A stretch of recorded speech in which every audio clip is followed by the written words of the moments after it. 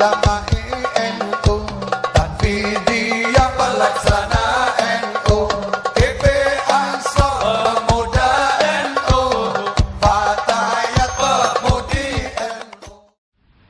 Bismillahirrahmanirrahim. Assalamualaikum warahmatullahi wabarakatuh. Alhamdulillahirabbil alamin. Wassalatu wassalamu ala sayyidina habibina wa syafi'ina wa maulana Muhammadin sallallahu alaihi. Amma ba'd. Ibu-ibu dan bapak sekalian yang sama-sama dicintai, dirahmati, dilindungi oleh Allah Subhanahu wa taala. Marilah kita kembali menyerahkan diri kita sepenuhnya kepada Allah Subhanahu wa taala setelah kita beraktivitas selama satu hari penuh. Mungkin di antara hari-hari kita ada dosa yang pernah kita lakukan, ada orang yang pernah tersinggung, ada aib yang pernah kita buka, ada rahmat, nikmat, rezeki yang kita tidak keluarkan infaknya, dan ada barang syubhat mungkin haram masuk di dalam perut kita. Marilah pada maghrib kali ini kita berusaha untuk menyerahkan diri kita sepenuhnya kepada Allah Subhanahu wa taala. Terserah, Dialah yang Maha Kuasa, tapi Dia juga yang Maha Pengampun, Dia juga Maha Pemaaf, Maha Penerima Taubat. Marilah Bapak Ibu sekalian, kita menyerahkan diri kita sepenuhnya.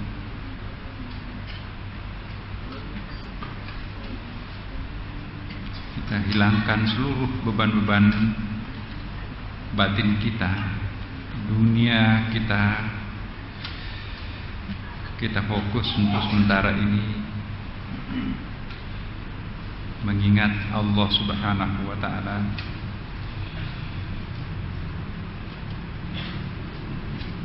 Mengingat bekal yang kita akan persiapkan menjelang kematian kita. Kita mencoba mengukur kebaikan kita dan keburukan kita. Seandainya di depan timbangan Tuhan kita berdiri, apakah timbangan kebaikan kita lebih berat daripada timbangan dosa? Apakah timbangan ingat kepada Allahnya lebih kuat atau lupanya kepada Allah lebih kuat? Hanya Allah yang tahu, dan kita pun juga bisa merasa. Tidak ada kata terlambat untuk bertaubat, meminta maaf. Bertaubatlah mumpung nyawa belum ditenggorokan. Masih ada waktu untuk bertaubat, dan insya Allah pada malam yang mubarakah ini Allah membuka kedua tangannya untuk menerima pertobatan hambanya. Ya Allah, ya Tuhan kami, ampunilah seluruh dosa-dosa kami, dosa-dosa yang kami lakukan pada hari ini. Janganlah karena dosa kami sehingga mengundang azab dan musibah. Putihkanlah seluruh dosa-dosa kami, ampunilah semuanya.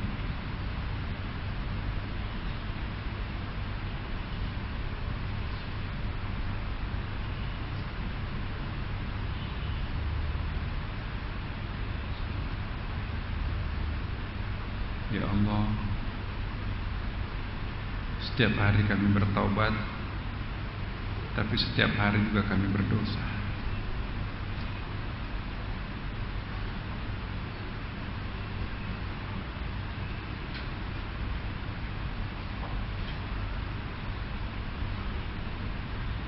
Ala hadhihi niyyah wa ala kulli niyatin salih. Al-Fatihah. A'udzu billahi minasyaitonir rajim. Bismillahirrahmanirrahim. Alhamdulillahirabbil alamin. Arrahmanir rahim. Maliki yaumiddin. Iyyaka na'budu wa iyyaka nasta'in. Ihdinas siratal mustaqim. Siratal ladzina an'amta 'alaihim ghairil maghdubi 'alaihim waladdallin. Alhamdulillah, tenang, damai hati kita setelah berdekatan dengan Allah Subhanahu wa taala. Ala bidzikrillah tatmainnul qulub. Ketahuilah, kata Allah, sesungguhnya mengingat diriku pasti jiwa kalian akan tenang. Tapi sebaliknya, semakin jauh kalian dari diriku, hati kalian akan gersang. Malam ini kita melanjutkan poin yang pernah kita bahas minggu lalu tentang kesombongan sebagai racun berkah. Nah, yang keempat, mengumpat. Kita tidak boleh mencari ilmu dengan mengumpat dalam berdiskusi, tapi kita memaki-maki orang, kita menunjukkan keburukannya, mempreteli aibnya orang, menyatakan kelemahan orang, memprovokasi orang supaya orang lain itu benci terhadap lawannya dan memihak kepada dirinya sendiri. Lewatilah, Bapak Ibu sekalian, perjalanan hidup selama ini cukup memberikan pelajaran berharga buat kita bahwa ternyata mengumpat itu juga tidak memberikan manfaat yang permanen pada diri kita sendiri. Mungkin hanya memberikan manfaat sesaat, tapi ternyata tidak selama-lamanya. Oleh karena itu, Bapak dan Ibu yang saya muliakan, lewatilah masa-masa di mana kita sering mendapatkan keuntungan dengan cara menyikut orang lain. Mungkin bahagia sejenak, puas, rasain, tapi ternyata kebahagiaan abadi tidak bisa terbangun di atas umpatan kita sendiri. Allah Subhanahu wa taala menyerupakan mengumpat itu dengan memakan bangkai yang busuk. Orang yang berdiskusi itu terus-menerus diumpamakan seperti memakan bangkai kalau cara berdiskusinya itu mengumpat. Ia tidak terlepas dari menceritakan perkataan lawan bicaranya, mencelanya, memandang enteng orang lain. Seringkali kan seperti itu. Puncak penjagaannya adalah ia jujur benar mengenai apa yang dihikayatkan atasnya, dan ia tidak berdusta atas hikayat itu. Dialah yang paling benar. Sesungguhnya ini yang begini yang paling baik, yang itu salah. Itu nanti kita akan masuk 2 poin berikutnya nanti ada. Ia menghikayatkannya tentang hal itu menunjukkan atas keterbatasan dikarenakan kelemahan perkataannya, kekurangan kekurang utamaannya, dan itulah umpatan. Demikian pula ia tidak mampu untuk memelihara lidahnya dari membeberkan kelemahan dan kebodohan orang lain. Ya, jujur Bapak Ibu sekalian, kalau kita atau siapapun orang yang selalu menepuk dada, menyatakan dirinya yang paling benar, itu sebetulnya melindungi sesuatu yang kurang pada dirinya sendiri. Dia harus melegitimasi dirinya sebagai orang yang pintar, orang lainnya bodoh, sehingga dia perlu mempromosikan dirinya sendiri untuk menutupi kekurangan. Jadi kalau ada orang yang suka memuji dirinya sendiri, itu pertanda akan menutupi aib dirinya sendiri. Orang yang betul-betul pintar dan arif tidak perlu melegitimasi dirinya sendiri, tidak membutuhkan pujian dari dirinya sendiri. Orang lain nanti yang akan memberikan pujian. Orang yang arif dan bijaksana tidak perlu menjelek-jelekkan orang lain agar dirinya menjadi istimewa. kebenaran kita bisa berbagi. Anda benar, kami juga benar. Sama-sama kita untung di dalam diskusi ini. Itu yang kita harapkan sebetulnya. Tapi coba kita lihat, di mana-mana ada forum diskusi, saling menjatuhkan satu sama lain. Kearifan sudah tidak muncul lagi. Apalagi di dalam mohon maaf ya, di dalam forum-forum formal di DPR misalnya. Sebaik apapun juga, tapi itu diungkapkan oleh lawan politik kita, itu dicarikan cara untuk melemahkan. Hati nurani pun harus dilawan. Pekerjaan yang paling berat itu adalah melawan hati nurani. Hati nuraninya harus mengatakan putih, tapi partainya memaksa mereka harus mengatakan biru, kuning atau hijau. Tidak ada kebahagiaan di situ, walaupun tunjangannya mahal, nggak berkah, Bapak. Tidak akan pernah berkah menikmati kehancuran orang lain. Membangun istana di atas puing-puing kehancuran orang lain itu sama dengan membangun neraka kita sendiri. Kalaupun ada kursi yang kita peroleh melalui cara menghujat dan menjelekkan orang lain sampai kita terpilih, percayalah bahwa kursi itu pasti kursi api. Kursi panas sebentar lagi lengser dengan cara yang sangat tragis. Akhlakul karimah sekarang sudah mulai terpinggirkan. Kenapa? Karena berkah sudah hilang. Berkah sudah tidak lagi menjadi referensi, berkah tidak lagi menjadi standar di dalam mengukur segala sesuatu. Standar baru sekarang ini adalah kepentingan. Kepentingannya itu pun juga bukan kepentingan rohani, tapi sudah menggeser ke monopoli kepentingan fisik. Ya.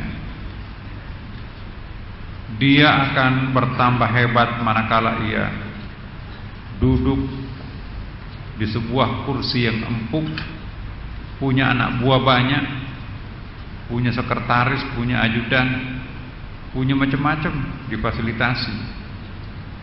Ada orang yang minta berjumpa dari kampung, keluarga, itu merepotkan. Tapi ada orang yang memberikan nilai tambah terhadapnya, itu yang diprioritaskan.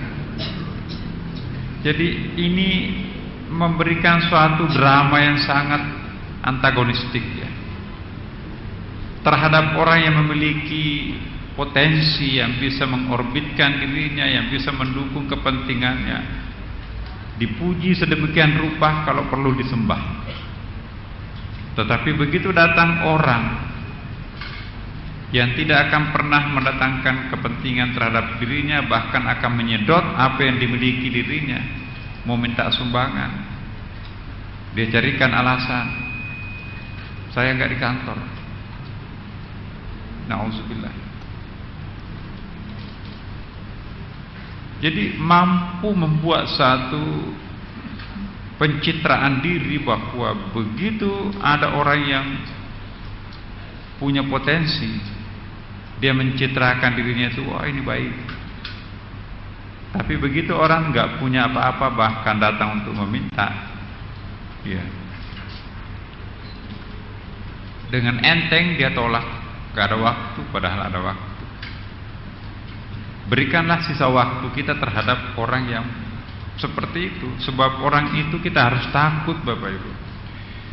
Seandainya kita perlu takut, lebih takutlah kita terhadap orang yang gak punya potensi daripada orang yang punya potensi.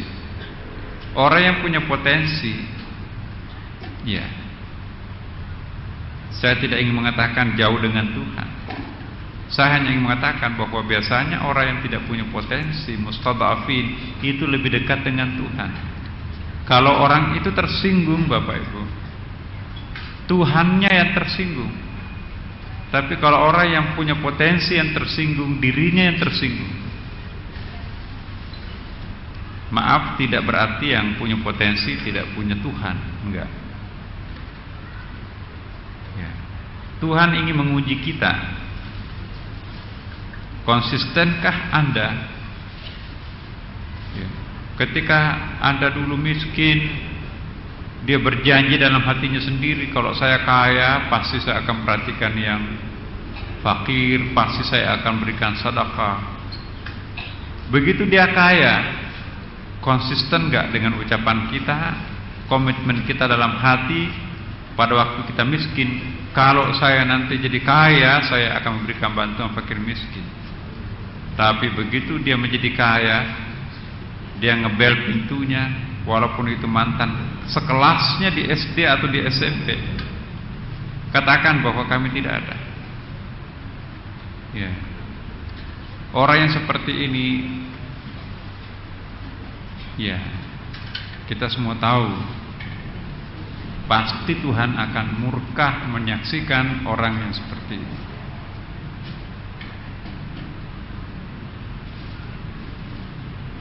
Kalau seandainya kita bisa memilih, lebih baik memilih memberikan pelayanan terhadap kaum duafa ketimbang yang punya. Mari kita lihat, dalam sebulan musim perkawinan, undangan itu ada yang tebal mahal kan Bapak. Tapi juga ada undangan yang dijual di toko, tinggal ditulis nama isinya. Yang didatangi siapa? Ah, ini nggak ada bapaknya, ini staff, nggak ada eselonnya. Oh, ini tetangga mau itu jauh. Ya.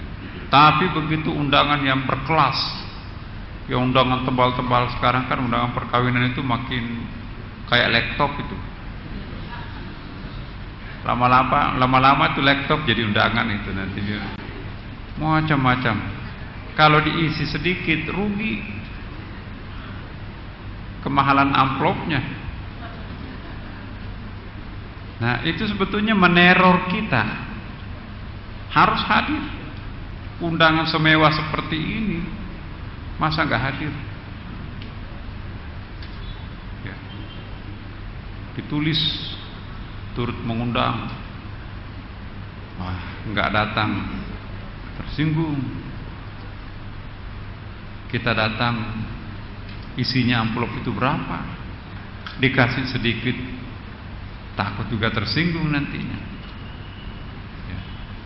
Akhirnya yang kaya, yang potensial itu tadi malah dapatnya lebih gede, sementara yang fakir undangannya tipis-tipis itu, ya kasih seadanya. Kalau kita bekerja dengan nurani, itu dibalik. Jauh lebih bahagia kalau amplop kecil ini diisi tebal, yang amplop besar mewah itu tanpa nama. Ini bukan menggurui. Sebab mereka juga nggak perlukan uang. Uangnya lebih gede dari kita. Yang dia perlukan adalah kehadiran kita, mendoakan kita itu. Tapi yang miskin dekat rumah, di belakang rumah, di emper-emper atau di ganggang pegawai honorer kita, supir kita,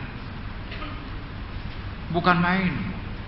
Kalau kita datang, itu luar biasa senangnya itu. Ya. Setengah mati dapat rumahnya. Ya. Jalan apa? Jalan, misalnya jalan Sunu, lorong 1B, gang Kancil, RT 0 sekian. Pak ini harus melingkar-lingkar, mobilnya diparkir di luar sana itu. Masuk di gang-gangnya itu, enggak ada aspalnya, enggak ada, ya pematang lah. Belepotan sepatu sampai di situ. Coba bayangkan kalau orang yang seperti ini kita datang nyetor muka kita di pada acara itu, syukur-syukur kita berikan bantuan, karena pasti mereka juga mengeluarkan biaya. Tuhan akan tersenyum. Saya yakin bahwa Tuhan akan ridha dan tersenyum. Ada orang yang mau mendatangi di rumah yang sangat sederhana dan memberikan bantuan yang berarti terhadap perkawinan putranya itu. Besoknya langsung masuk kantor. Ya, masa bos kita datang? Itu kerjanya setengah mati. Yang tersenyum di situ bukan hanya dia, tapi Tuhan pun ikut tersenyum. Membuat fakir miskin tersenyum, Tuhan yang tersenyum. Membuat fakir miskin sedih, Tuhan yang sedih. Kita terlalu sedikit menggunakan nurani di dalam mengambil keputusan, Bapak. Jujur. Hampir di dalam 24 jam kita, kata hati itu tidak pernah kita dengarkan dalam mengambil sebuah kesimpulan. Di dalam memilih suatu pilihan-pilihan kerja, selalu nomor sekian, walaupun dia tidak ada. Atau begini, walaupun dia ada, hari Sabtu, hari Minggu kok hari-hari istirahat dari keluarga, ngundang lagi, udah kirim aja supir ke situ bawakan amplop.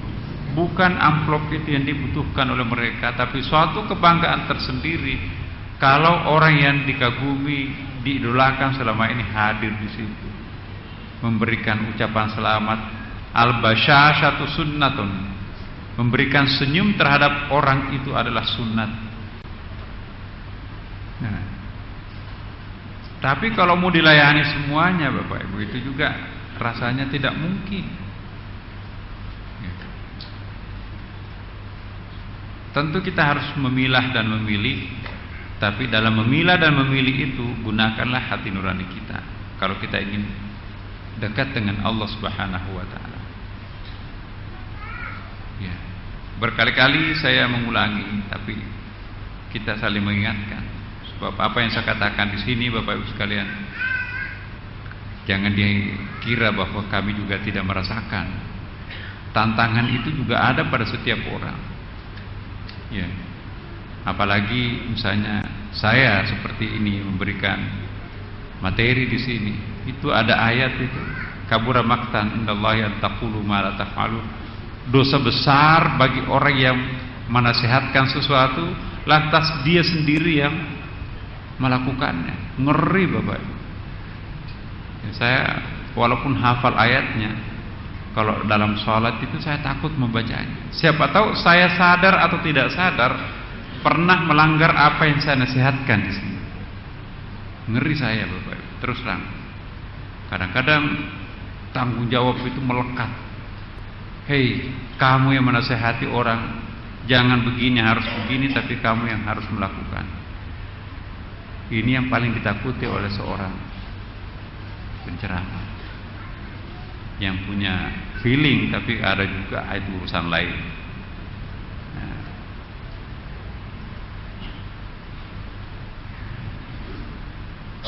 Bapak Ibu sekalian, berikutnya menganggap dirinya suci. Seringkali dalam menuntut ilmu, diskusi-diskusi itu ada orang yang menganggap dirinya bukan hanya paling benar, tapi menganggap dirinya suci. Kalau enggak dicium tangannya tersinggung. Subhanallah. Kalau dia tidak dipuja-puja di depan publik, itu kurang. Kenapa? Karena dia menganggap dirinya itu adalah warisan tetesan Tuhan, kira-kira seperti itu. Nah, ini ada warning buat kita. Fala tuzakku anfusakum huwa a'lamu biman ittaqa. Najm. Maka janganlah kamu menganggap dirimu itu suci. Allah mengetahui tentang orang yang bertakwa.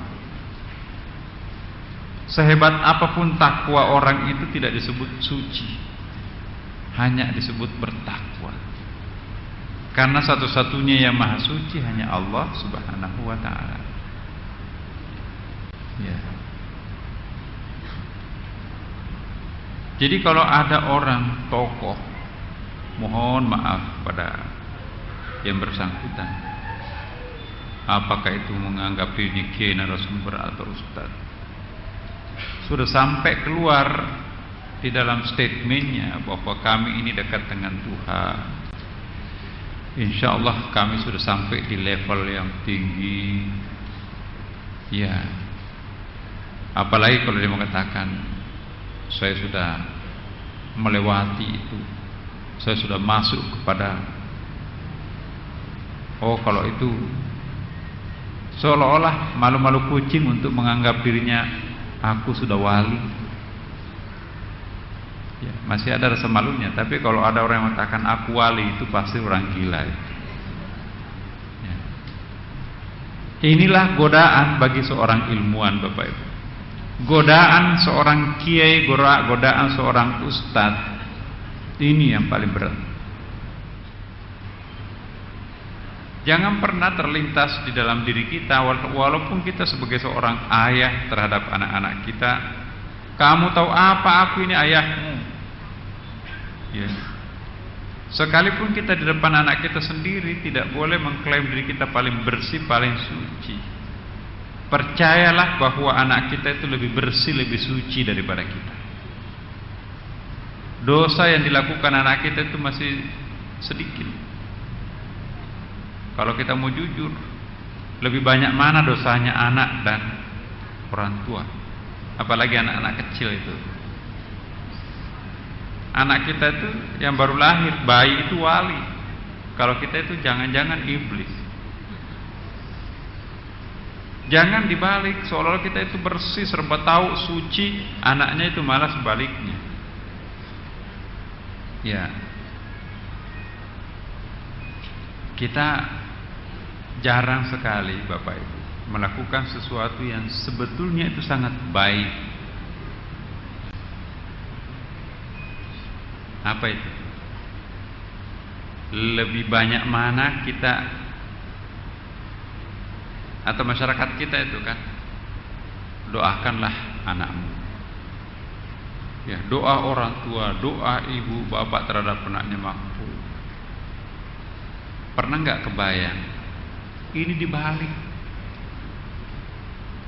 Kita perlu meminta anak kita yang bersih itu, yang suci itu, tanpa dosa itu. Ya. Jiwa yang bersih yang meminta kepada Tuhan tidak pernah ditunda. Sekarang bersih mana? Anak kita atau kita? Jangan pernah kita malu meminta kepada anak kita, meminta kepada cucu kita, nak nanti habis sholat doakan papa ya. Iya, iya pak. Dia angkat tangan. Padahal itu masih anaknya TK kan. Ya Allah, karena bahasanya kan sudah, ya Allah sehatkanlah bapakku. Ya. Nangis kita kan. Jadi dengan apa ya, bahasa seorang anak itu, ya Allah, karena mungkin dia tidak tahu mendoa, minta kekayaan, minta macam-macam. Apa? Ya Allah sehatkanlah bapakku. Ya Allah. Itu dari anak. Permintaan seorang anak terhadap Tuhan, jangan-jangan itu lebih cepat dimakbulkan Allah ketimbang permintaan seorang bapak yang penuh dengan dosa meminta maaf, mendoakan anaknya. Biasakan kita carilah orang bersih yang tidak ada dosanya, minta didoakan. Kenapa jauh-jauh pergi ke jauh mencari kiai? Iya. Anaknya yang saleh itu, yang salehah itu lebih efektif doanya, karena dia bisa merasakan. Ini jarang loh Bapak Ibu. Seolah-olah kita itu nggak pantas minta anak untuk mendoakan kita. Coba serius, sini nak, ini bapak ada problemnya, doakan ya nak. Habis sholat nanti, anak itu habis sholat, dia mengangkat tangannya, ya Allah, bapak saya kurang sehat, sembuhkanlah ya Allah. Dia menjiwai apa yang dia doakan. Anak itu bersih, tidak pernah berdosa. Lantas dia minta kepada Tuhan, khusyuk berdoa, karena yang didoakan itu adalah bapak kandungnya sendiri atau ibu kandungnya sendiri. Apakah Tuhan akan menolak doa mereka hanya karena dia hanya anak-anak? Semakin bersih seseorang itu, maka semakin makbul doanya, tanpa pernah melihat usianya berapa. Bayi itu bapak itu wali, gak ada dosanya. Orang yang gak punya dosa harum. Coba anak itu, bayi yang baru lahir 2 hari gak mandi tetap harum, iya kan? Walaupun gak dikasih bedak itu enak dicium, itu lain baunya bayi itu. Ya. Bahkan maaf, kotorannya pun juga tidak menusuk hidung. Ya. Keringatnya pun juga nggak ada rasanya, malah harum kayak parfum. Maka itu kita suka mencium anak kita sendiri kan, yang bayi itu. Kenapa mereka harum? Antara lain karena nggak punya dosa. Coba bandingkan, bapaknya atau ibunya nggak mandi 2 hari baru berkeringat, harum nggak?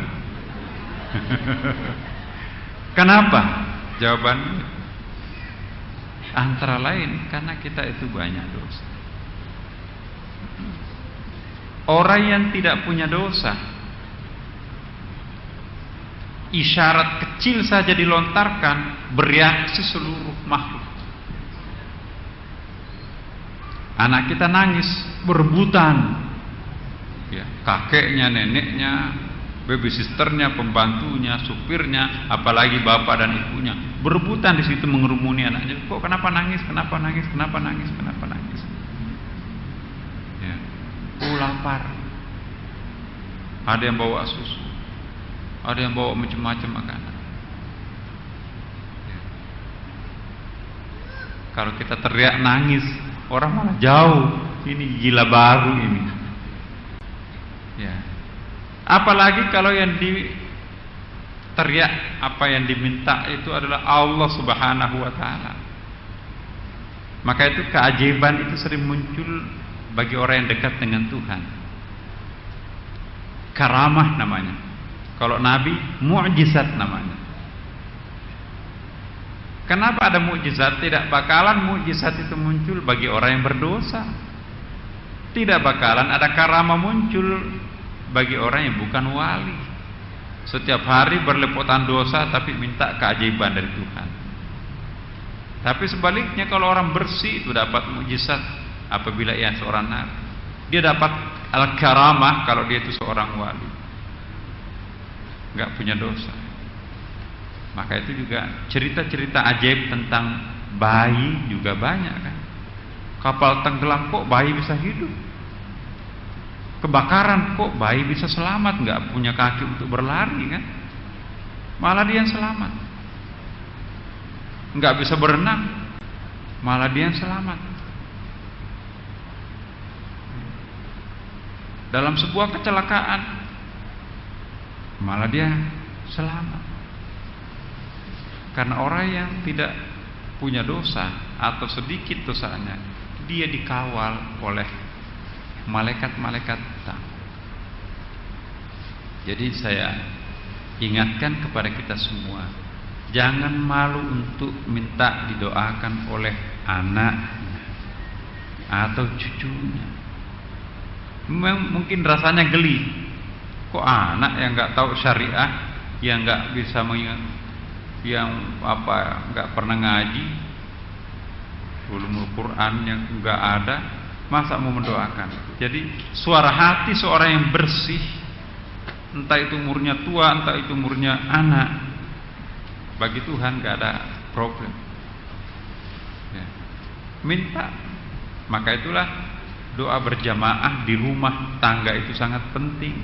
Rumah yang tidak pernah dipakai untuk bersalat jamaah itu sama dengan kuburan, Bapak Ibu.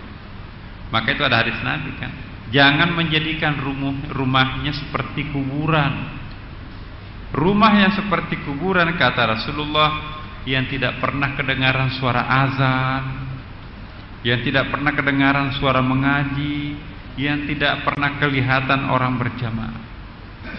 Tapi kita diminta bagaimana menjadikan rumah kita adalah masjid kita, baiti jannati, rumahku surga. Di situ ada makan berjamaah, kerja bakti berjamaah, salat berjamaah, mengaji berjamaah, wiridan berjamaah.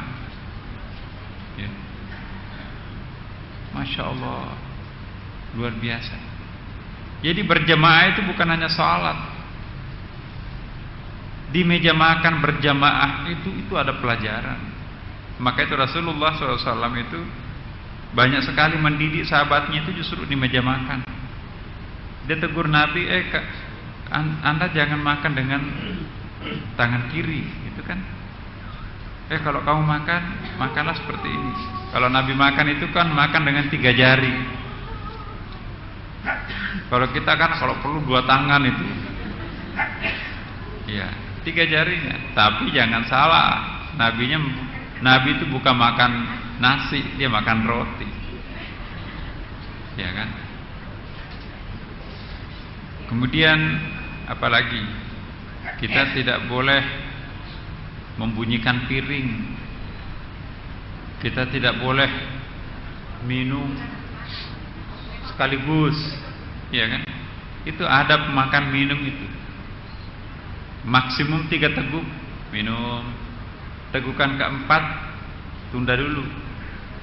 Ya, itu caranya Nabi. Kan memang nggak enak itu kelihatan itu. 1 gelas sampai melihat langit gitu kan. Nabi jangan ada sebutir makanan di piringnya, siapa tahu di situ terdapat berkahnya. Jadi bersih. Malu kan melihat diri kita kalau makan. Sudah tahu bahwa dia sudah kenyang, hanya karena matanya saja itu nggak ada di rumahnya barangkali. Wah, penuh piringnya. Giliran makan hanya separuh yang bisa dimakan, yang lainnya kan dibuang, mubazir. Itu bukan cara Nabi. Cara Nabi itu bersih sekali, nggak ada sebutir. Coba kalau seorang sufi makan, itu kan kelihatan dari piringnya. Kenapa harus mengambil banyak kalau memang nggak bisa dihabisi? Kecuali kalau misalnya kecuali kita sudah menyangka itu makanan enak, ternyata tidak sesuai dengan selera kita, jangan dipaksakan karena bisa sakit perut kita. Lebih utama menyehatkan jiwa ketimbang memakan habis itu. Tapi caranya bagaimana? Niatkan, ya Allah, di sana sini ada makhlukmu yang akan makan, saya niatkan ini untuk mereka. Jadi tidak dimubazirkan, dimakan ayam atau dimakan tikus, masih ada makhluk yang membutuhkan makanan ini, saya niatkan untuk mereka. Ada niat yang baik. Seorang filosof pernah ditanya, apakah kebenarannya buruk? Benar tapi buruk. Lalu ia menjawab, pujian seseorang atas dirinya sendiri.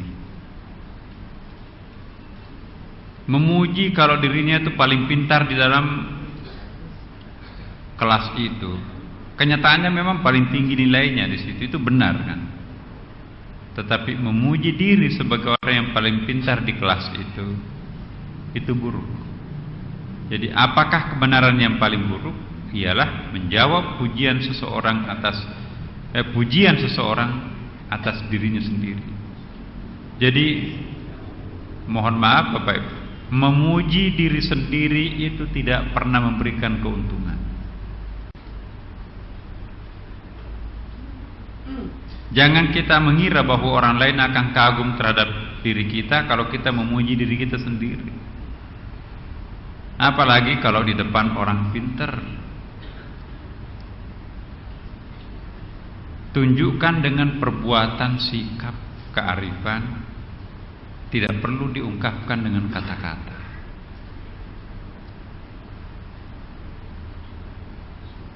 Kita seolah-olah mau ditunjukkan lewat kata-kata, tapi perbuatan tidak, sikap tidak. Beda. Katakanlah dengan cinta. Katakanlah dengan sikap. Katakanlah dengan body language. Katakanlah dengan senyum. Katakanlah dengan tawadhu. Jangan dikatakan dengan kata-kata. Karena kata-kata itu biasanya ada iblis di dalamnya yang ikut mendirect apakah pilihan katanya yang paling benar. Ya. Nah ini hati-hati.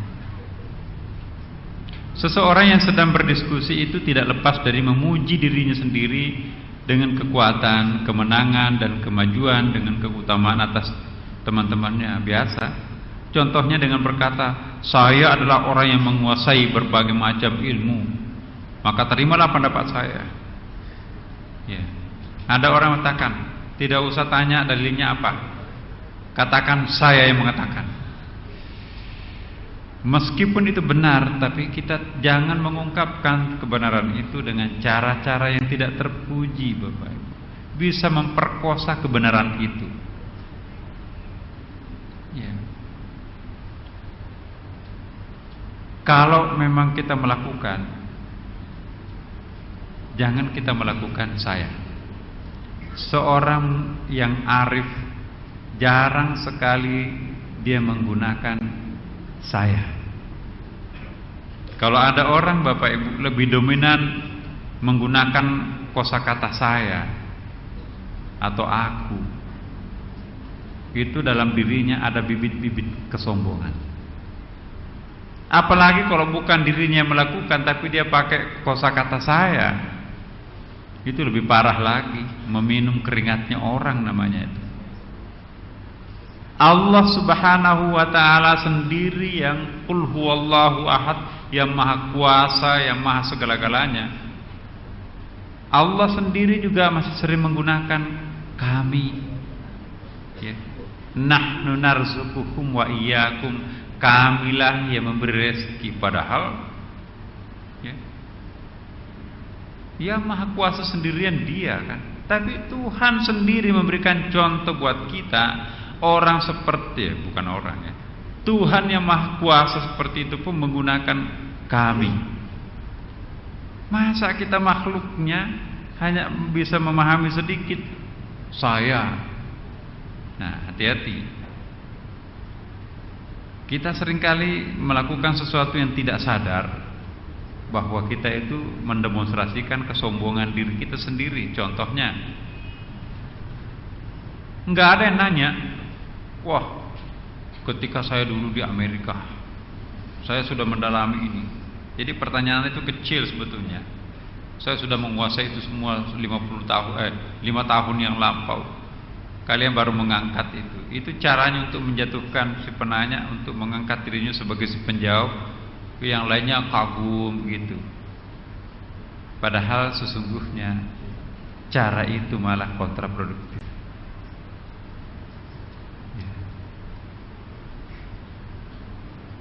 Memuji diri sendiri tanpa ada kenyataannya adalah sifat tercela, baik menurut syarak maupun akal. Ya, memuji diri sendiri tanpa ada kenyataannya, ya. Yang ada kenyataannya saja tidak terpuji, apalagi kalau memuji diri sendiri tanpa ada kenyataan, itu lebih buruk lagi kan Bapak Ibu. Nah, jadi saya kira yang paling penting buat kita sekarang ini adalah mari memelihara tutur kata kita sendiri. Sederhana saja. Mulai hari ini kita tidak pernah mau menggunakan istilah saya. Ya. Oh, saya kan yang membangun masjid itu. Apa iya? Saya yang menyekolahkan dia. Apa iya? Sendirian. Pokoknya saya. Walaupun 100% kita yang buat tapi sebaiknya kita katakan kami atau kita. Ya, kita yang menyekolahkan dia. Saya punya teman, Bapak Ibu sekalian, lama sekali saya bertemanan dengan orang itu tidak pernah menggunakan kata saya. Padahal orang itu punya kemampuan. Ini kantornya di sebelah ini.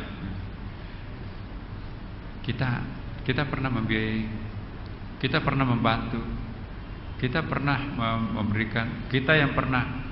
Padahal saya tahu bahwa bukan orang lain, satu-satunya dia. Tapi nggak pernah mengatakan saya atau aku. Selalu dia mengatakan kami atau kita.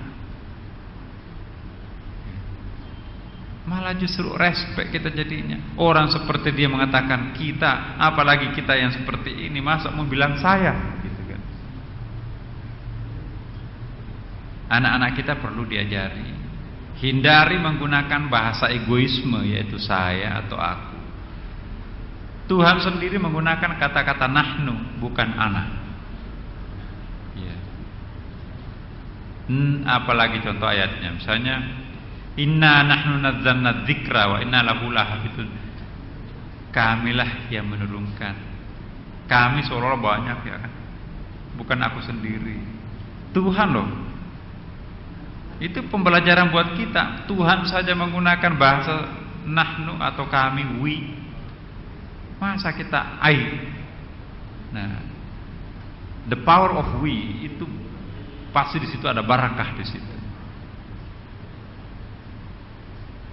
Ya, inilah Bapak Ibu sekalian, semoga Allah memberkati kita semuanya. Ya, semoga Allah memberikan kesehatan, keamanan, kita pulang sampai ke rumah kita masing-masing tanpa terganggu oleh hujan, tanpa terganggu oleh musibah dan lain sebagainya. Insyaallah Allah akan melindungi Bapak Ibu sekalian. Al-Fatihah. A'udzubillahi minasyaitonirrajim. Bismillahirrahmanirrahim. Alhamdulillahirabbil alamin. Ar-Rahmanir-Rahim. Maliki yaumiddin. Iyyaka na'budu wa iyyaka nasta'in. Ihdinas siratal mustaqim. Siratal ladzina an'amta 'alaihim ghairil maghdubi 'alaihim waladdallin. Assalamualaikum warahmatullahi